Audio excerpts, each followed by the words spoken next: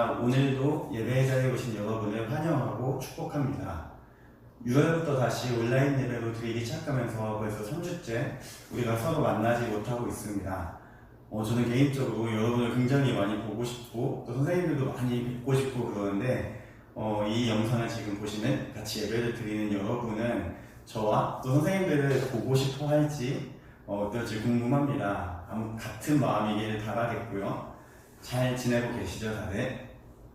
건강 조심하시고 또 이제 시험 기간인데 우리가 지치지 말고 열심히 공부하며 나아갔으면 좋겠습니다. 그리고 무엇보다 같이 성경 통독하는 것들 우리가 잊지 않고 매일매일 성실하게 잘 진행해 나가는 여러분이 되면 좋겠습니다.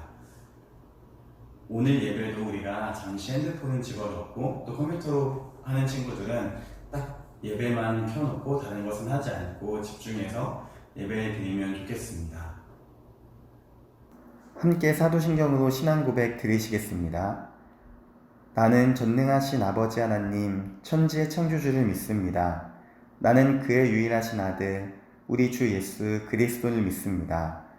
그는 성령으로 잉태되어 동정녀 마리아에게서 나시고 본디오 빌라도에게 고난을 받아 십자가에 못 박혀 죽으시고 장사된 지 4일 만에 죽은 자 가운데서 다시 살아나셨으며 하늘에 오르시어 전능하신 아버지 하나님 우편에 앉아 계시다가 거기로부터 살아있는 자와 죽은 자를 심판하러 오십니다. 나는 성령을 믿으며 거룩한 공교회와 성도의 교제와 죄를 용서받는 것과 몸의 부활과 영생을 믿습니다. 아멘. 네, 우리가 오늘도 함께 찬양 한 곡 고백하고 같이 말씀 나누기를 원합니다. 네, 오늘은 특별히 특별한 분께서 엄청난 분께서 우리와 함께 예배를 드리길 원하셔서 이제 또 찬양 영상을 저에게 보내주셨습니다. 우리가 함께 같이 듣는 것이 아니라 듣기도 하지만 같이 고백하면서 여러분의 입술로 그 찬양을 고백하면서 은혜를 누리시면 좋겠습니다. 함께 찬양하시겠습니다. 사랑하는 중고등부 학생 여러분, 그리고 선생님들, 이렇게 영상으로 인사드리게 되었습니다. 코로나 시국이 점점 더 묘연해지고 있는 이러한 시기에 정말 하나님의 은혜가 더 필요한 시기가 아닌가 생각됩니다. 우리 모두 하나님께 은혜를 구하며 다시 만날 날을 기약하며 기도하며 함께 기도했으면 좋겠습니다. 은혜 아니면 함께 찬양 드리도록 하겠습니다.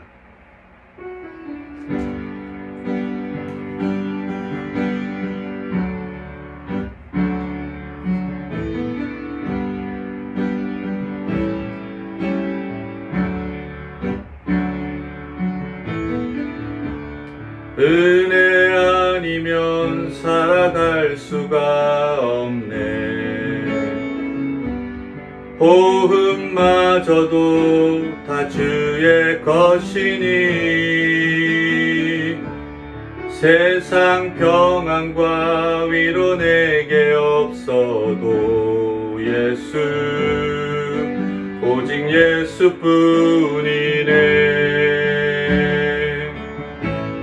그 신 계획 다 볼 수도 없고 작은 고난에 지쳐도 주께 묶인 나의 모든 삶 버티고 견디게 하시네. 은혜 아니면 살아갈 수가 없네. 나의 모든 것 다 주께 맡기니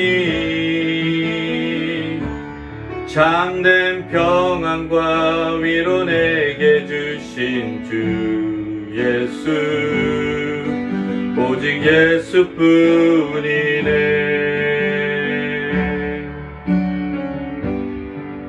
오직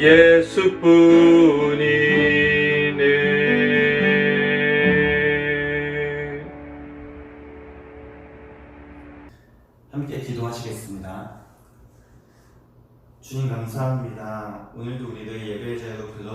주시고 언제나 함께 하심에 감사를 드립니다.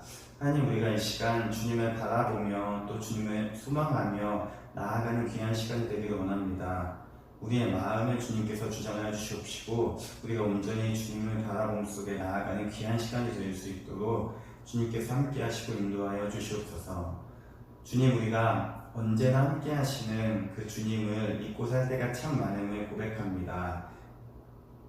때로는 마음속에서 또 때로는 행동으로 우리가 주님의 자녀됨을, 주님의 그 자녀의 삶을 살지 못할 때가 많음을 고백합니다. 특히 지금 이제 시험 기간을 맞이하면서 다가오면서 공부에 바빠서 공부에 치여서 하나님의 말씀과 기도를 잊고 살았음을 고백하오니 우리의 모든 죄를 주님께서 용서하여 주시옵소서. 주님의 십자가의 그 보혈로 깨끗게 씻어 주시기를 간절히 소망합니다. 주님께서 함께 하시고 인도하여 주시옵소서.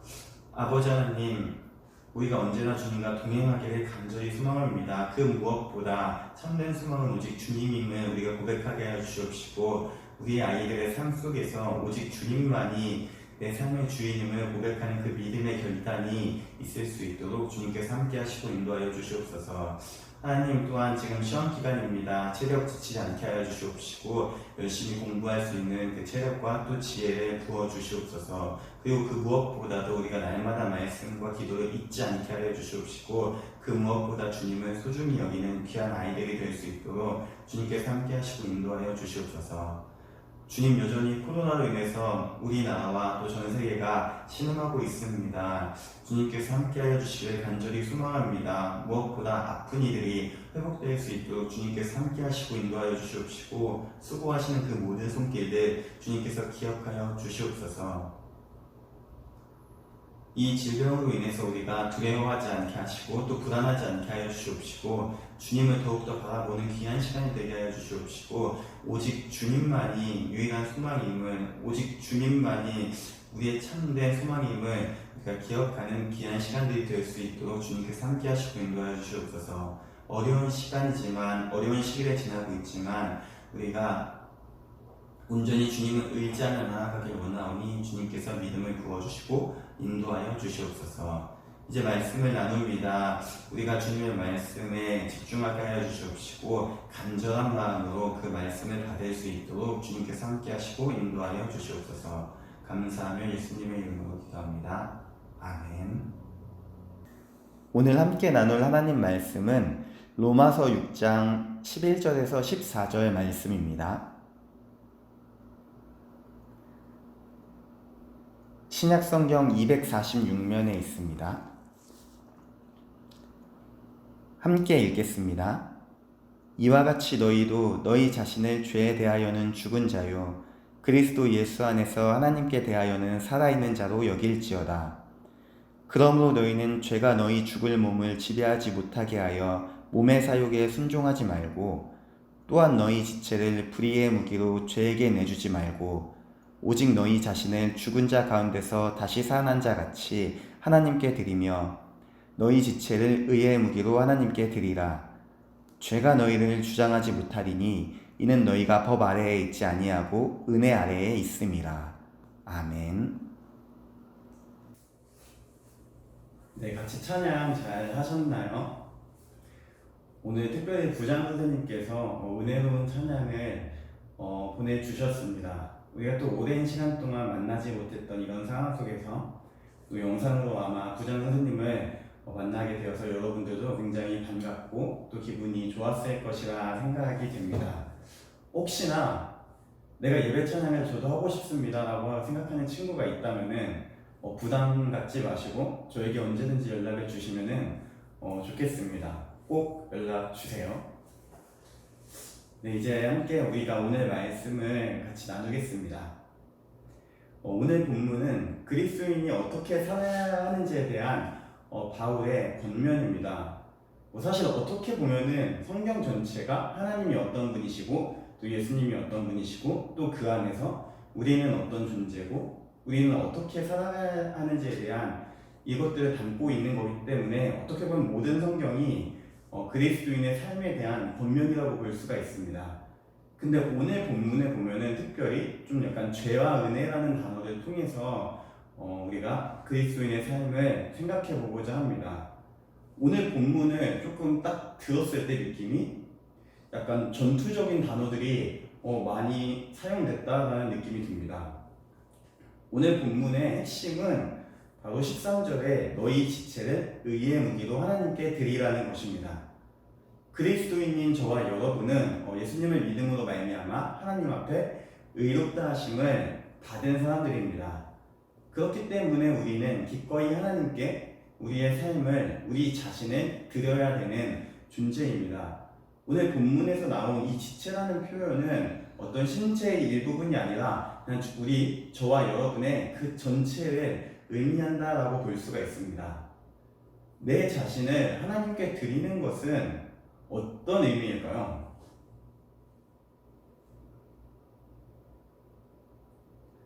내 자신을 하나님께 드린다.